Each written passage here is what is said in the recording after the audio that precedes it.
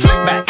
No, no, slick back. That's what I said. Slick back. No, nigga, I'm a pimp named Slick Back. Pimp named Slick Back. Pimp named, pimp named, pimp named Slick back. Nigga, are you deaf? I'm a pimp named Slick.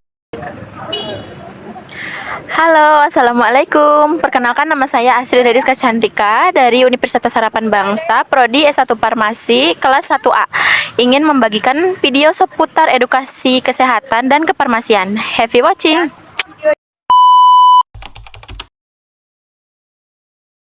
Ibu dengan siapa? Ibu Kitty. Jadi langsung saja ya Bu, pertanyaannya yaitu apakah Ibu tahu apa sih asam urat? Asam urat berarti persendian apa ya? Iya, iya, kan? betul. Iya, persendian. Iya. Apa Ibu pernah mengalami asam urat? Pernah kadang memang iya, kadang Iya. harus ini makan apa gitu ya pernah. Iya, betul. Ah, Jadi begini, saya ingin sedikit menjelaskan ya Bu tentang asam urat itu kondisi yang menyebabkan gejala nyeri pada persendian, ya betul seperti Iya. kata Ibu. Nyerinya tuh tidak tertahankan gitu, kadang bengkak dan rasanya tuh kadang di tangan, di Iya, sekitaran lutut, iya, ya betul. benar, Terus iya. pergelangan kaki juga kan ya Bu, Iya, dan jari Cuma kaki. belum sampai bengkak. Iya. Belum sampai bengkak. Iya. Kemudian itu apakah menurut Ibu penyakit asam urat itu berbahaya gak sih Bu? Ya, kayaknya berbahaya juga loh. Iya Iya, kan? betul. Ah. Ya, sedikit menjelaskan ya Bu, bahaya asam urat itu jika tidak diobati dengan tepat itu dapat mengakibatkan batu ginjal. Iya. Ya, kemudian kadar asam urat yang tinggi dalam tubuh akan membentuk kristal yang dapat menghambat kerja dari ginjal. Ya, jadi berbahaya ya Bu. Selain itu, ketidakmampuan ginjal dalam mencerna dan mengeluarkan asam urat dari tubuh akan berakibat fatal. Biasanya Ibu suka mengkonsumsi obat asam urat gak? Enggak pernah. Belum pernah. Iya, cuma paling soal makanan loh. Ya, dikontrol ya, Bu, Iya, makanannya. soal makan kontrol. Iya, cuma kayak gitu toh. Baik, terima kasih Bu, sudah cukup. Sama-sama. Terima kasih Bu.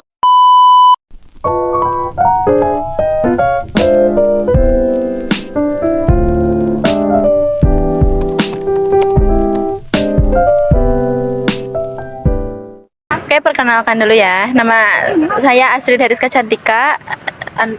Oke, sebelumnya perkenalkan nama saya Menda Dwi Arundati dari siswa SMA Negeri 2 Purwokerto. Oke.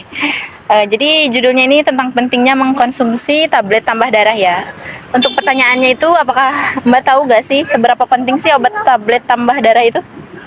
Kalau menurut saya obat tablet tambah darah tuh kayak penting banget kan. Kemudian kayak saya juga konsumsi kayak setiap bulan tuh kayak dari sekolah juga ngasih kayak obat tablet tambah darah. Ada programnya gitu. Iya, ada program kayak dicek juga. Kayak menurut saya itu penting karena kayak teman-teman kayak perempuan sekarang tuh kayak udah nggak mementingkan itu loh. Padahal kayak menurut saya tuh kayak Penting banget. iya, penting banget. Soalnya kan siklus menstruasi juga ya. Iya, terus kayak semisal kita tuh kayak lagi menstruasi, terus habis itu kita kayak posisinya kayak tugas itu banyak, terus kayak stres, terus entah itu organisasi, ekskul, terus hal lain gitu, itu kan kayak ngaruh banget ke menstruasi kan. Dan itu menurut saya tuh kayak penting banget, kayak darah yang keluar juga pasti banyak, terus kayak kalau semisal kayak darah yang keluar banyak kan otomatis kayak badan kita tuh jadi kayak lemes, terus lesu. Nah, dulu juga kayak saya kan ini ya, termasuk kayak anak yang aktif banget di sekolah, terus kayak tugasnya kayak semada tuh ya yang banyak orang tuh kayak tugasnya banyak gitu kan, terus organisasi juga jalan. Nah, itu dulu saya tuh kayak nggak percaya kayak obat tambah darah tuh apa sih gitu, kayak nggak usah dikonsumsi, kayak dibiarin aja gitu ya? iya, dibiarin aja di lemari disimpan. Terus kayak efeknya tuh bener-bener ngaruh banget, kayak setiap menstruasi kalau nggak minum obat tuh kayak langsung pusing, terus bener-bener kayak nggak semangat banget. Soalnya darah yang keluarnya banyak ya. Iya, kayak banyak. Terus abis itu sama mama disaranin kayak buat minum obat tablet tambah darah. Akhirnya pas udah diminum ya udah kayak biasa aja, kayak emang lagi haid ya udah jalan kayak biasa aja. Jadi kayak menurut saya penting. Jadi gitu ya, sangat penting berarti. Terus sedikit menambahkan ya Mbak, bahwa mengkonsumsi tablet tambah darah itu emang penting, apalagi untuk perempuan setiap bulannya kan emang ya mengalami siklus menstruasi. Terus kalau enggak diminum itu bakal menimbulkan gejala anemia kan? Ya kayak pusing, terus pucet, kayak berdampaknya juga ke penurunan imun, terus gangguan konsentrasi kan ya. Terus menurunnya juga prestasi belajar. Jadi gitu ya. Penting juga ya. Jadi untuk menghindarinya terjadinya anemia harus dikonsumsi minimal itu seminggu sekali. Ya, begitu. Cukup. Terima kasih ya. Ya.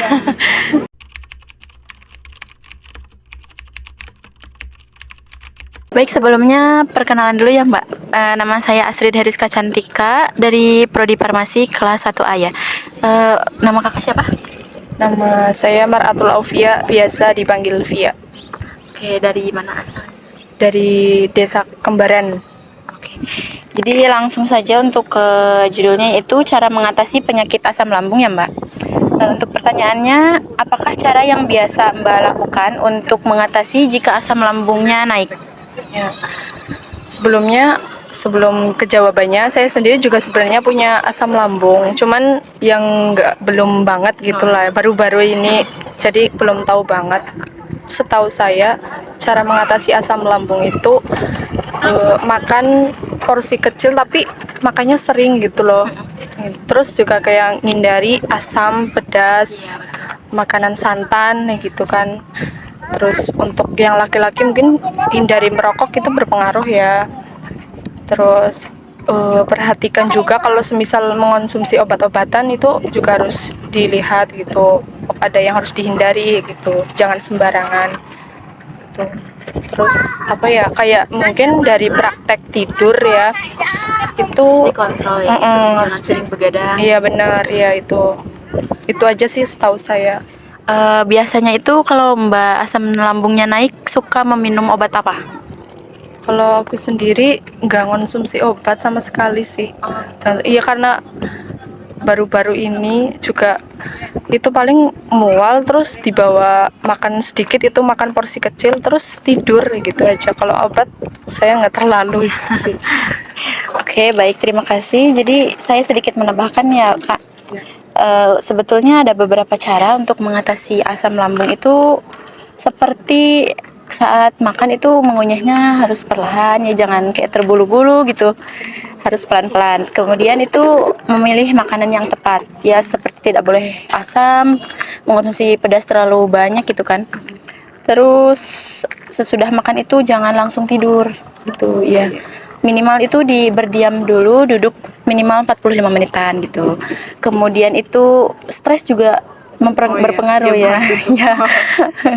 Terus terlalu banyak pikiran juga berpengaruh, iya kurang baik, menimbulkan naiknya gitu asam lambung. Terus kurangi asupan kafein, kayak kopi gitu. Ya jangan terlalu sering. Kemudian kalau misalkan udah sakit banget gitu, konsultasi ke medis gitu ya, kayak ke apotek, konsultasi obatnya gitu. Iya. Jadi tahu, sebelumnya belum tahu sih ini, tapi jadi dapat ilmu. Makasih banget. Alhamdulillah ya. Baik, terima kasih, cukup segitu.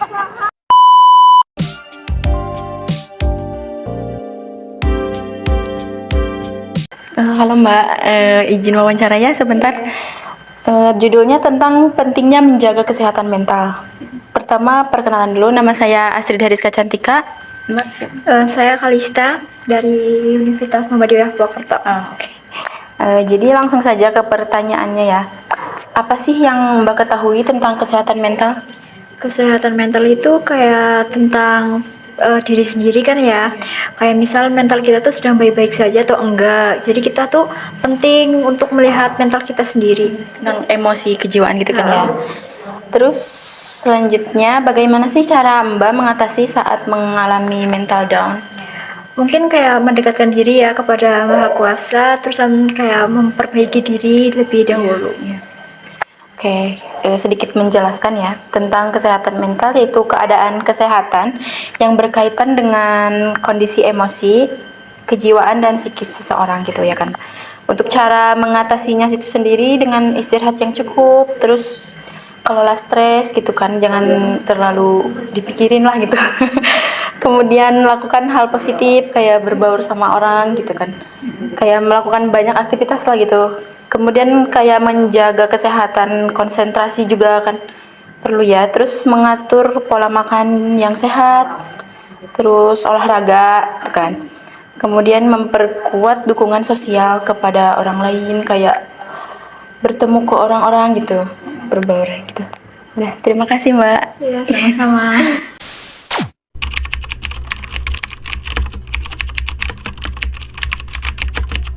Selamat malam Mbak, mohon maaf mengganggu waktunya ya. Perkenalan dulu, sebelumnya nama saya Astrid Heriska Cantika. Mbak dengan siapa? Dengan Nadira Fasya. Oke, langsung ke pertanyaannya, yaitu apakah sebelumnya Mbak mengetahui apa saja sih penggolongan obat itu? Contohnya narkotik, terus obat bebas. Ini sedikit menjelaskan ya Mbak, betul itu ada obat narkotika, terus ada obat bebas terbatas juga, terus ada obat narkotika, dan obat keras gitu kan.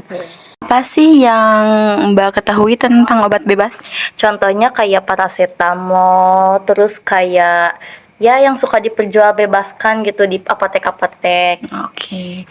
Kemudian itu ya obat bebas, dan untuk contoh obat bebas terbatas itu kan boleh sebetulnya ya diperjualbelikan secara bebas juga, tetapi harus dengan peringatan. Kayak di pemberian informasi obat lagi gitu kan, kayak antibiotik.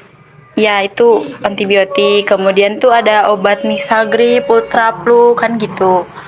Terus ada obat keras juga. Obat keras itu nggak diperjualbelikan secara bebas. Jadi harus ditebus dengan resep dokter. Iya. Ya kan? Contohnya itu kayak asam empenamat, loratadin gitu kan. Kemudian untuk obat narkotika sendiri itu tidak boleh diperjualbelikan secara sembarangan gitu kan, karena berbahaya juga. Contohnya kayak morfin, kodein gitu kan, ganja kan. Kemudian ada obat psikotropika juga. Obat ini juga sama, tidak boleh diperjualbelikan secara bebas. Dan contohnya itu kayak diazepam gitu. Apakah sudah paham atau ingin bertanya lagi? Sudah paham sekali. Makasih Mbak Astrid. Oke, baik, terima kasih ya Mbak atas waktunya. Thank you for watching guys. Bye bye.